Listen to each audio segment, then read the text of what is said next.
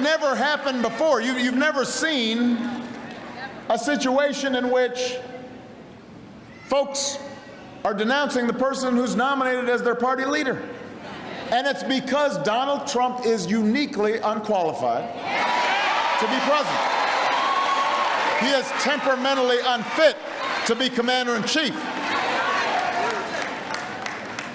Listen, if you want to keep our military the greatest fighting force that the world has ever known, if you want America to stay strong and respected, then we can't have a commander-in-chief who suggests that it's okay to torture people, that suggests that we should ban entire religions from our country. We can't afford a commander-in-chief who insults POWs or attacks. No, wait. Hold up.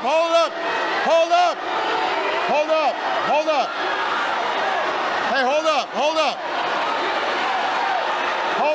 It's okay. Hey, hold up.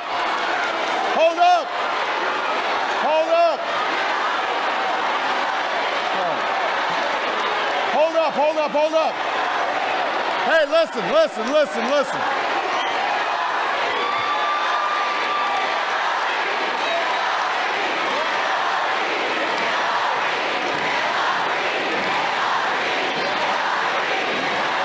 Hey. Listen up. Hey, everybody. Hey, listen up. Hey, I told you to be focused, and you're not focused right now. Listen to what I'm saying. Hold up.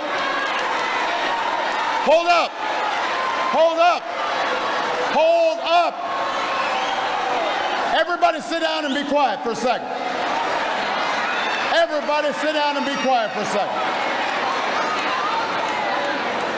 Now listen up. I'm serious. Listen up. You've got an older gentleman who is supporting his candidate.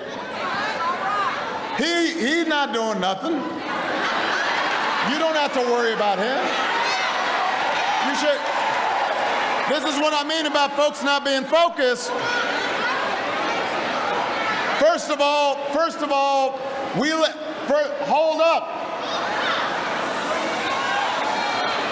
hold up. First of all, we live in a country that respects free speech.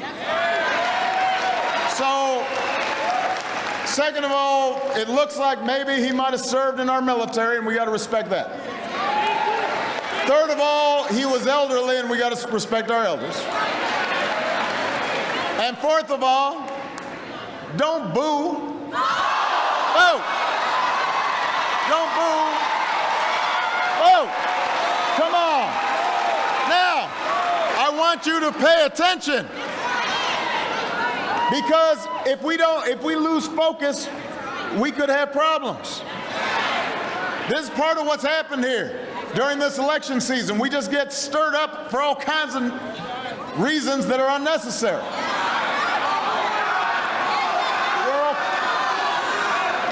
Just relax. Now, I want to remind you what I was saying. We can't afford a commander-in-chief who insults POWs, who attacks a Gold Star mother, who actually talks down to our troops, says he knows more than our generals. Even a Republican senator said we can't afford to give somebody like that the nuclear code, somebody so erratic. I want you to think about that.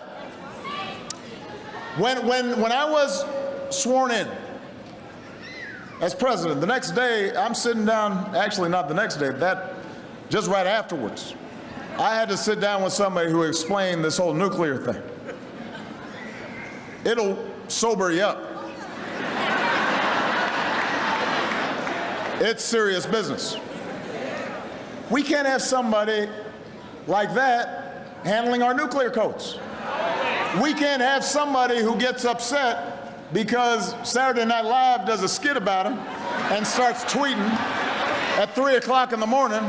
That's not the temperament that you want for somebody who's got the nuclear codes.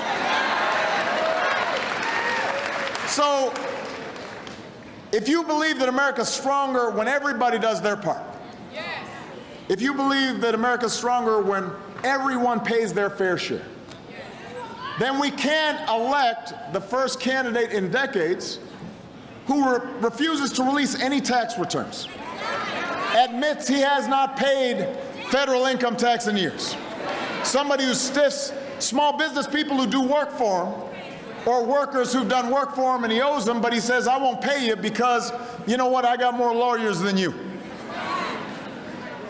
The notion that somebody like that is going to be the champion of working people, somebody who exploits working people, somebody who probably doesn't know any working people except the person who cleans up and the person who mows the fairway at his golf course, how can that person be a champion for working people?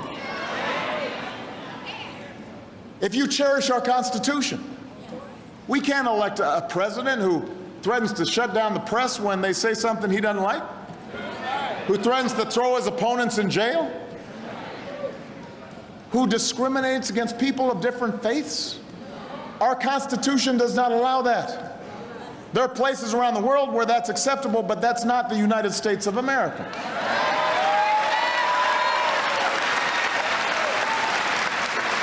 If you believe we're stronger together, then we can't elect a president who vilifies minorities, mocks Americans with disabilities, calls immigrants criminals and rapists.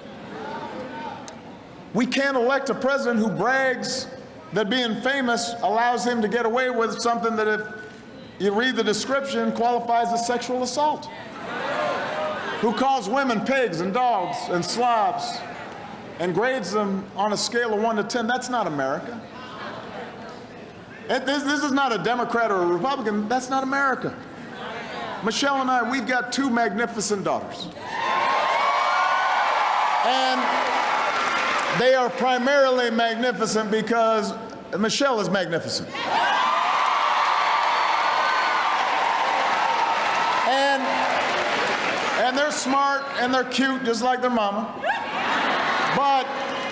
But the thing I'm so proud of them is that they're kind and they're generous. And we've taught them to respect everybody. That nobody's higher than you, but nobody's lower than you.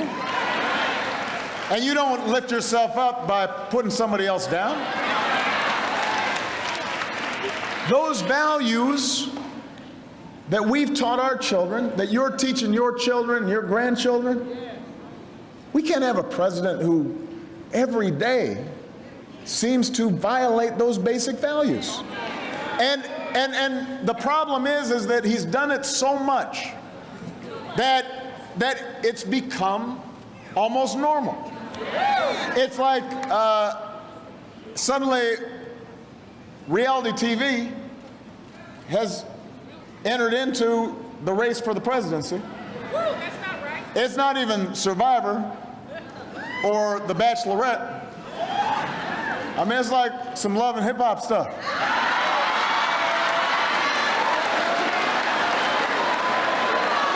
I mean, it's some stuff that up until this election we would have said is completely disqualifying.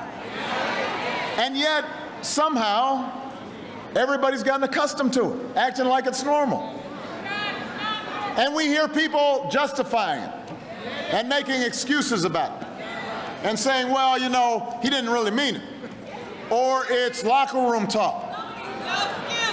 Or, well, maybe he did mean it, but as long as he supports tax cuts for the rich, or as long as he supports doing the things we want to do, then it's okay.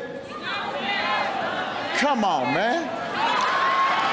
That we can't be thinking somehow that just because he agrees with you on some policy issue, or just because you're frustrated with government, that it's okay to display the kind of behavior he displays. Because I want to tell you something about this office that I've been in for 8 years. Who you are, what you are, does not change once you become president.